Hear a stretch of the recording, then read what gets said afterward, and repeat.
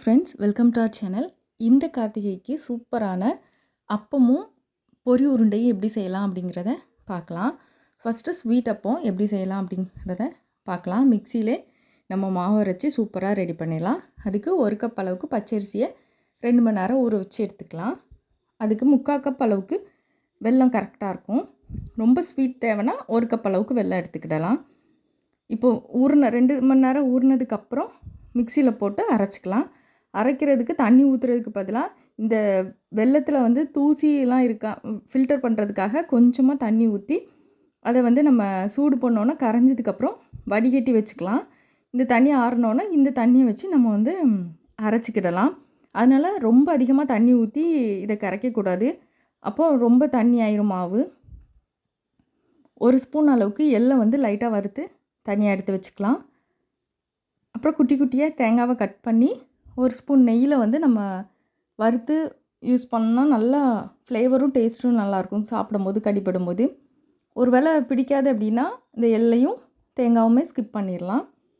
நல்லா பொன்னிறமாக வர அளவுக்கு நெய்யில் வறுத்தோம் அப்படின்னா நல்லாயிருக்கும். இப்போ ரெடியாக எல்லாமே இருக்குது. இப்போ வாழைப்பழம் நம்ம சேர்த்துக்கிடணும். சின்ன சைஸ் வாழைப்பழமாக இருந்தால் 2, நல்ல பெரிய சைஸ் வாழைப்பழமாக இருந்தால் 1 வாழைப்பழம் நல்லா பழுத்த வாழைப்பழமாக நம்ம எடுத்துக்கிடலாம். ஸோ வெல்லம் தண்ணியும் நமக்கு ரெடியாக இருக்குது. அரிசியும் நல்லா ஊறிட்டு இப்போ இதை ஒரு மிக்ஸி ஜாரில் நம்ம அப்படியே மாற்றிட வேண்டியதுதான். 2 ஏலக்காவும் சேர்த்துருக்கேன் நல்லா ஃப்ளேவருக்காக. கொஞ்சம் கொஞ்சமாக நம்ம அந்த வெள்ளை தண்ணியை ஊற்றி நல்லா நைஸாக நம்ம அரைச்சிக்கலாம். இப்போ நம்ம அரிசி ஊற வைக்காமல் உடனே சுடணும் அப்படின்னா அரிசி மாவு எடுத்துக்கலாம். ஆனால் நம்ம அரிசி ஊற வச்சு செய்யும்போது தான் நல்லா டேஸ்ட் கொடுக்கும். இப்போ அரைச்சி ரெடியாக வச்சாச்சு. இப்போ டேஸ்ட் பண்ணி பார்த்துக்கோங்க. ஒருவேளை உங்களுக்கு ஸ்வீட் கம்மியாக இருந்துச்சுன்னா நம்ம வேணால் வெல்லம் கூட சேர்த்துக்கிடலாம். இப்போ நம்ம வறுத்து வச்சுருக்க எள்ளையும் தேங்காயும் உள்ளே சேர்த்துடலாம். இப்போ இதை வந்து புளிக்க வச்சு அதுக்கப்புறம் நம்ம சுடலாம். இல்லை உடனே இப்போவே சுடணும் அப்படின்னா ஒரு பிஞ்ச் சோடாப்பு சேர்த்துக்கோங்க.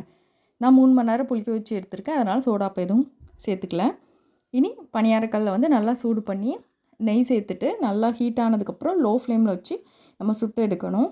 இதுக்கு பதிலாக நம்ம நெய்யோ ஆயிலோ ஹீட் பண்ணிவிட்டு ஒவ்வொரு கரண்டியாக எடுத்து ஊற்றி நம்ம அப்படியும் கூட நம்ம அப்போ ரெடி பண்ணலாம். நம்மளுடைய விருப்பம் தான். இது வந்து ரொம்ப ஈஸியாக சீக்கிரமாக நமக்கு செய்ய முடியும். லோ ஃப்ளேமில் வச்சு குக் பண்ணணும். ஏன்னா வெல்லம் சேர்த்துருக்கிறதுனால சீக்கிரம் கலர் கொடுத்துரும். ஆனால் உள்ளே வேகாமல் இருக்கும். வெந்துட்டான்னு பார்க்குறதுக்கு ஒரு கம்பியில் நம்ம குத்தி பார்த்தோன்னா மாவாக வராமல் இருந்துச்சு அப்படிச்சுன்னா ரெடி ஆகிட்டுன்னு அர்த்தம். எடுத்துட வேண்டியதான். அவ்வளோதான். நல்லா சூப்பராக சாஃப்டான அப்பம் ரெடி ஆகிட்டு. நெக்ஸ்ட்டு வந்து பொரி உருண்டை எப்படி செய்யலான்னு பார்க்கலாம். ரொம்ப ஈஸியாக செஞ்சிடலாம். 1 கப் வெல்லத்துக்கு 3 கப் அளவுக்கு பொரி கரெக்டாக இருக்கும். ஒரு 1/4 ஸ்பூன் அளவுக்கு சுக்குத்தூளும் 2 ஏலக்காவும் வாசனைக்கு சேர்த்துக்கலாம். இப்போ வெல்லத்தில் உள்ள தூசிலாம் போகிறதுக்கு 1/4 கப் தண்ணி ஊற்றி கொதிக்க வச்சுட்டு அப்புறம் நம்ம எந்த பாத்திரத்தில் செய்கிறோமோ அங்கே வந்துட்டு ஃபில்டர் பண்ணி எடுத்துக்கலாம். இப்போ பாகு பதம் பார்க்கணும்.